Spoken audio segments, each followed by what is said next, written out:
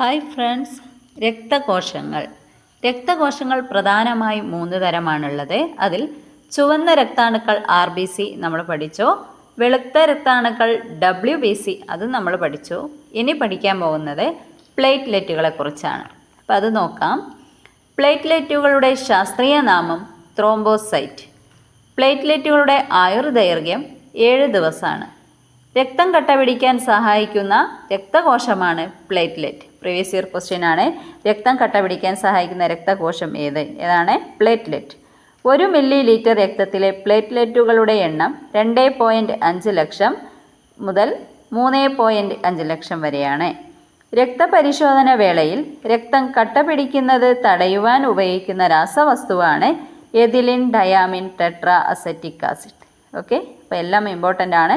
എല്ലാവരും നന്നായി പഠിക്കുക. Thank U.